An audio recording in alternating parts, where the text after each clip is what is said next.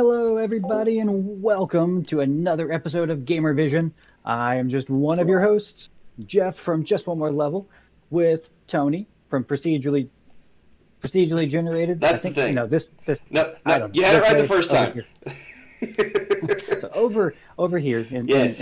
on this side, we Howdy, have howdy, Tony from everybody. procedurally generated. Eventually, I'm not gonna know what to do the when you get near that right, and you're like, okay, boom, there we go, and then you just don't go to the other side. yeah. It's gonna be weird. I'm gonna be living in like a inverted, I'm an airplane or something. Just everything's just reversive. Um, but we have a great episode today. You probably have seen it throughout the internet already. The quote unquote Switch killer. Anybody out there? Yeah. That is And the play date, the right? Steam Deck. No, no. The the code name that some people in the interwebs have given Valve's upcoming Yes. new piece of hardware. Um, Which I'm just gonna a get out of the way portable. first of all. It looks fantastic. Like, I Yes, really, really I like what I see from the Steam Deck, but I'll let you tell people exactly what this thing is. it. I mean, I kind of get like some Game Gear vibes, Hmm. some Nomad vibes a little bit. It. I don't know. I don't think I've seen it in anybody's hands yet, but it looks like it could be a little beefy. I'm kind of curious. I don't think we've seen anything as far as like the actual weight or feel of it. But I'm kind of curious to see just how it feels, how it handles. But I do get some of that like Sega vibe from it because it has a lot going on. Yes, it Um, does. but it looks great, and we've kind of talked a little bit before we started filming that this is something going for a different market, Hmm. something that is not what Nintendo is going for. Um, and me personally, I'm I finally have a PC that's current enough that I can play some of the current more modern games that are coming out. Yeah, I'm in that same boat as you. I just got a new PC in March for the first time in probably a decade that will let me actually play a game on it. Yeah, like it's a whole new world. It's a wonderful new world for me. Um, but of course, as with most things with technology, I jump into something and then here comes a portable version of it. Hmm. It looks great. It has every imaginable button you can think of. It looks like it's got like little touch pads on the side, Yes. um, which it looks like it is ready to roll. Um, It's going to be able to I play think whatever computer game you can throw at it, is what they're trying to do. Yeah, and I think I saw something in the notes that I think you put on there for I think Engadget reported that the system will actually be able to adjust like frame rates or something to be Hmm. able to like maximize battery life, which is just phenomenal to think about. Like to get a little bit more life out of it as as the battery starts to dwindle down, it starts to like Yeah. change its configurations uh, to fit the need to keep you gaming as long as possible. Yeah. So Um, I think maybe we should just kind of go over exactly what the Steam Deck is for people that maybe, for some reason, in the last couple of weeks haven't seen or heard the news. Um, it is it, it, it kind of it kind of came out of left field. it came out of nowhere. Like, I mean, we've heard rumors over the last 4, 5, 6 years that Steam would like to do some sort of portable PC, and other companies have tried. There are a couple other ones out there on the Mm. market that are really good. But what this is, it is essentially the same form factor as a Switch. It's going to be a little bigger. It has two analog sticks, uh, eight buttons on the back if you count the shoulders. So you got the bumpers, the triggers, and then there are four extra buttons on the back that you can map to different things. It has two touch pads below the analog sticks, which come over from the Steam controller that Valve did a few years ago. Um, that technology is an improved version of that. Yeah, that thing. Which I never really understood and still don't understand the point of the touch Yeah, pads. But aside from some like basic mouse control, I just can't wrap my head around how you actually play games with those touchpads. From my experience, I don't. I bought I bought the stuff, um, played around with it for a little bit, and I was like, this is cool. But actually playing a game with it, it was a little too frustrating Yeah. to like control characters or aim for things. Hmm. And I don't for the most part, I don't know if it was my internet connection because like I was using the Steam link, which I'll bring up later in the show. Um, but I don't know. It just I don't really see the touchpads necessarily being used for like Yeah. character movement or Like, aiming. I can't imagine you playing a MOBA using those touchpads on this Yeah. device. The weirdest thing about this system is the placement of the D-pad and the face buttons, where normally you would see them either above or below the analog sticks, depending on what type of controller you're using. These are actually placed off to the side of the analog stick. So you've got the two analog sticks, and then to the right of one are the face buttons, to the right of the other is the D-pad. They're really way off on the edge of the controller, so much so that it looks like the B button on it is starting to fall off the side of the controller. Uh, Yeah, so which I don't know if have do you think we've reached a point that they've like concept wise they've gone too far that they can't really delay things or make any adjustments, or do you think this is what the actual like this is what Oh, will launch? I think this is what the hardware is going to look like. I think they've put too much out, too many pictures and images out there of this thing in this configuration. That is what it's going to be. Mm. I think they tried to do that to get the best placement with both the analog sticks and the touchpads. I kind of think the touchpad should have been further down the controller with the D-pad Yeah, between the touchpads and the analog sticks. Um, yeah. That's I mean for the most part like Sony has toyed around with like using the back of like the Vita as mhm. for a touchpad. Not a whole lot of companies necessarily utilized it, and again, I don't really know how well it'll be implemented. But since they're going for everything, I guess having every possible input method was what they wanted to Yeah. target. But yeah, Yeah, this thing being a PC in a little, box basically. They wanted to try to get as close to that PC experience, but at the same time giving you a more traditional console experience as well. So that way you have the ability to mix and match and customize the controls exactly to your liking because there's so many buttons and yeah, places and things that you can customize on this thing. And all of it they've said is fully customizable. And of course it is a PC, so it's running Steam's OS, which is a modified version of their, I don't remember what the large screen, whatever they call that. I think they call Um, I think big picture Big mode. picture The mode, yeah, big it's a modified version of that. And it will boot straight into this OS. It's running on Linux.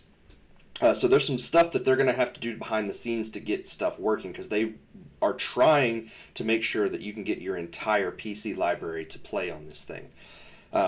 But if you don't want the Steam OS and stuff, all of that, they've said you can essentially just remove it and install Windows on this if you wanted, and just and have a actual Windows PC in a mobile form. And as the tidal wave of information came out about the Steam Deck, essentially from the from like from day one or day two of the announcements, it was confirmed that the Steam Deck will be able. It does support Xbox Game Pass, Hmm. which makes sense because it is a portable PC. Um, but just having access to everything from Steam and having Xbox Game Pass, and I think another something with the Nvidia GeForce GeForce Now, Now, yeah, like so like just like it this is a very this is going to be a very well established launch. You're not going to have difficulties finding any games to play yeah, on you're it. gonna Like have a ton of stuff to play. Usually when new hardware launches, you've got like a year or two as developers are kind of getting the pipeline going, and it takes a little bit to get the library built up. This is going to have literally thousands upon thousands Yeah. upon thousands of games available on day Yeah, one. this has the benefit of being a PC. So your PC library that you've already built up, if you have one uh, built up, and mine is slowly building up. I'm trying to catch up with a lot of stuff that I've missed over the years, not being able to play on PC. But you'll Hey, have Humble access Bundle. to, in theory, a large majority, if not your entire PC library. So that's a really nice thing at launch. They don't have to worry about trying to get those big launch titles for the day the system launches. Just whatever you want on Steam, whatever you want on Game Pass. I think they're talking about maybe the Epic Game Store being available on this thing as well in some form. Which So would be huge. I mean, that's Epic Game Store being the like direct competitor to Steam, but also just the fact that with this being a portable PC, you could technically do anything you wanted with it, just by you being able to change the operating system. yeah. Kind of wondering just how far people can push it, but yeah, having Epic Game Store, having Steam, GeForce Now, Xbox Game Pass, like. In theory, if as long as you can get to a browser, you'd be able to access Stadia.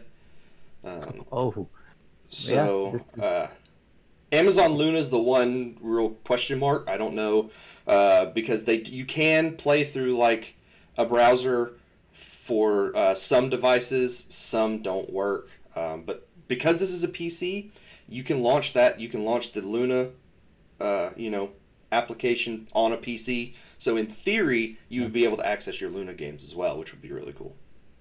which, a couple episodes ago, we were talking about that at some point there's going to be a box that just plays everything. Hmm. And truth be told, we talked about PC being that box, Yeah, and Valve has just taken it a step further and said, "Hey, we're gonna make it portable." yeah.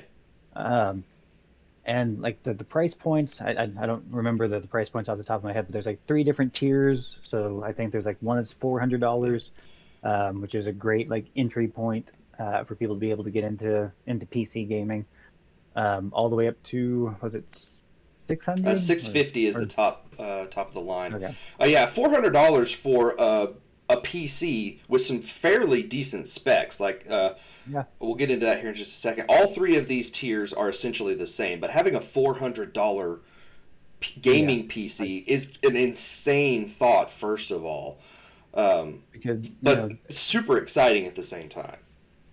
you know just comparison's sake, you've got the digital edition PlayStation 5, which is $400, Mhm. and with its ecosystem being locked to PlayStation, yes, it's a good ecosystem. You've got at least digital content for PS4 and PS5, and you've got stuff like PlayStation Now. Mhm.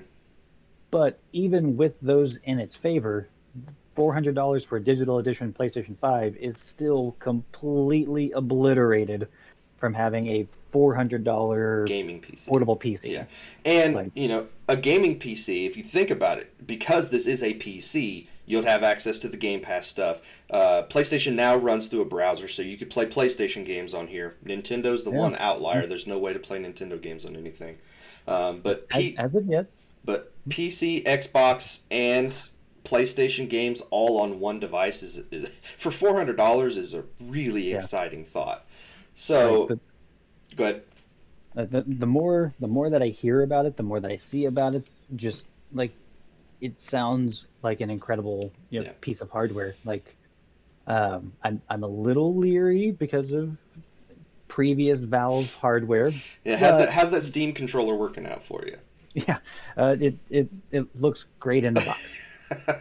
So, um, but for the most part, like this, outside of like the Steam machines where they were partnering with a bunch of PC manufacturers, Steam Link, Mm, like this really, from what I've seen so far, it really feels like this is a very well thought out, like, hey, these are the errors, these are the missteps that we yeah. had with the previous hardware stuff that we've tried in the past.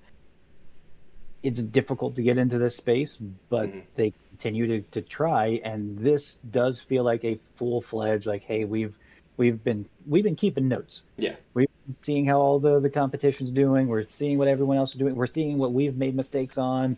How do we fix it? And this seems like a great way, like they've done their homework, Yeah. it seems like. Yeah, it does seem like you see all those little bits and pieces of things that they've tried over the years in this machine, but in a Yeah. what seems like a slightly improved form. And then of course they have the all of the information from the Switch, all of the information from Yeah. Game Pass running on phones, and they can take all of that and implement that in this machine. And it seems like the internet is really really excited about this as well, which is Yeah. something you don't normally see from new devices. It's like, oh, that's cool, but it's not going to be anything that anybody's going Yeah. to want. Um, Like the Atari VCS, yeah, yeah, you know. or the Intellivision Amiga. Yeah. Yeah. So yeah, so but basically this thing. There are three different tiers of it, which we mentioned a little while ago, and the only difference between them is the internal storage space. All three tiers of this are the exact same form factor for the hardware. So it's got a 7-inch screen that's 1280 by 800. I think it's a 16 by 10 screen, if I remember correctly, not 16 by 9. So it's a little bit different from a widescreen monitor. It's got a Zen 2 CPU, 16 gigabytes of RAM inside this thing. That is the most exciting part of it, is because that's Like, going to future proof this thing for yeah. Like, for a few years. Um, yeah. Like we were talking about the, what Nintendo should have done with the like OLED model, or what they could have done, mhm, like as far as like doubling or tripling or quintupling the storage. yeah, It's like Steam or Valve was just like, here it is. This is what it looks like. yeah. 16 gigs of RAM, and um, I don't know if does it have expandable storage? Like, Uh, can you you like can use an SD card to expand the storage, yes. okay. And you can play off SD cards. I don't know if there are a lot of SD cards that are really fast enough to play high-end PC games, but you can use that as just a digital fridge that you can transfer things back and forth onto the internal hardware if you wanted. So the $400 machine has a 64 gig drive. Um, the the second tier model is 529 and it $529 and it has 256 gigs of storage. And then Good step up. the $650 variant has 512 gigs of storage. And all of these are have an SD card slot included, but that you can increase the storage space to 2 terabyte SD cards at this point. Yeah. Um, And so and and I wonder, with everything that the system does do, like, can people hook it up to like monitors or TVs and be able to like have the visuals on screen and still use it as like a dedicated controller? that is 100% the case. It comes with a dock, or a All right. dock is available that will allow you to plug it into a TV or a monitor, where you could also plug mouse and keyboard into it. So you could basically use this as just a mini PC um, It sounds if better you and want. Yeah, better and better. It's like, but wait, there's more. like Like, but everything. wait, there's more. Everything I'm hearing about this thing has me really excited, and like I was Like, okay, that's a cool thing. I'm not going to get one. The more and more I hear about it, though, I'm like, you know what? I really, really yeah, want one of these things. You can't get one I'm right now. Pre-orders are sold out, and it's going to be Q3 probably 2022 before they're available to the general public. which kind of plays into a previous episode as well, where we talked about chip shortages and just things that are going to be kind of hampering them a little bit, but a little bit, probably quite a bit, just over the next year. Um, but at just the specs and just everything that we talked about with the Steam Deck, like, this is clearly a machine that is going in a different direction than what Nintendo's doing Yeah, with the Switch. yeah. People have talked about that. Oh, this is because I think there was like only a few days in between the OLED model Mm-hmm. Switch getting announced and then we started hearing things about the Steam Deck, and immediately people were drawing comparisons between the two Yeah, because this is the Steam killer or the Switch killer. It's not the case. They're and really going for different yeah, markets. um, and as we've talked about, previously, like the Switch tends to act as a really good like companion device Hmm. to other things that people buy, whether it's PS5, Xbox Series S and X, a PC. Like it just what Nintendo does is so different and unique than anybody else out there that it really there's Yeah, not a whole lot of like, oh well, I've got a Switch, so I don't need a PC, yeah. you know. But just the experiences on the Switch are unique enough and different enough that you might as well have one. Hmm. Yeah, Uh, the Switch really is the place, and for the last few years has been the place to play Nintendo games and indie games if you wanted them in a portable version. yeah, There are ways to play indie games on your phone, but they're not native most of the time. yeah, It's through streaming technology and stuff like that. So it's been a haven for those indie developers to get their games onto a console that people can take with them wherever they go. So it will be interesting to see how a Steam Deck maybe impacts some of the Switch's indie sales. I don't know how big that will be. It could be something, but this is not the Steam Deck is not going to be picked up by the casual yeah, audience that would maybe pick up something like a Switch. Um, to get yeah, the most out of this, you're going to have some knowledge of how PCs work, troubleshooting PC games, and that general desire just to play games on a PC. Whereas with the Switch, it's buy the game, start the game, play the game. That's all you have to worry about.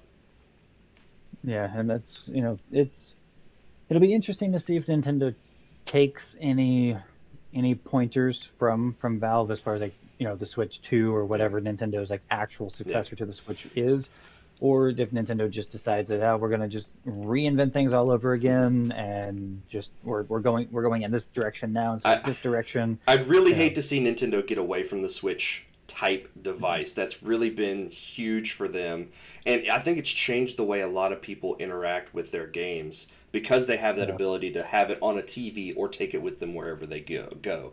I do think yeah, with because of the problems with whatever the you know Switch Pro would have been, we got the Switch OLED. The Steam Deck could see a major influence on what Nintendo does with the successor to the Switch, like you said. Um, so that will be interesting to see if we ever hear anything about that, yeah. or if they're just like this has been our plan all along, um, which I'm almost certain it probably won't be. I think you'll see some internal talks from them about maybe changing the direction of a Switch successor after this. Yeah, and like for the past like I, 3 or 4 generations, like Nintendo has veered pretty sharply from what they did in the previous Mm-hmm. generation. So, it'll be interesting just to see how things map out as time goes on because there are so many more players in gaming now, and they're all kind of doing their own thing. Yeah. Um, I can't wait to see more of like what Netflix does with their supposed gaming service that they're apparently on the verge of launching Yeah, sometime we'll next see. year. Um, but it's insane just all the different companies are doing things, and it's exciting at the same The, time just finally seeing some competition and just shaking things up again. there is a lot of interesting stuff happening in the gaming industry right now. So there's no way to really tell exactly what the future looks like. Um, in the Take past, that, insiders. it's been pretty easy. When you go from like an N64 to a GameCube, you're getting that visual upgrade, you're getting the power Yeah, upgrade, but that's really about it. yeah, But with streaming coming along, portable devices, dedicated gaming portable devices, not just games on your phone, that'll be a huge thing as well going forward. yeah. The Well, and landscape for playing video games is bigger and more diverse than it's ever been. And it really was, you would see a platform launch, and you could almost roadmap how things were going to Mm-hmm. go. You launch in 1990, you're probably going to be looking at like the successor around 1995. Yeah. You've got like you have it was fairly predictable, and it was largely that way till the Wii, PS3, and 360. Sony and Microsoft were like, hey, maybe we should try to get a little bit more life out of our Yeah. systems before we get to the next thing. And so we started seeing the typical generation start to splinter. The PS3 and 360 lasted 7 years before Seven. their Yeah. successors. Um, the PS4, Xbox One kind of lasted about the same, and then Nintendo with the Wii U, they kind of did a very abrupt, like, okay, this isn't working. Yeah. That's been the Let's exception over the last few years. yeah.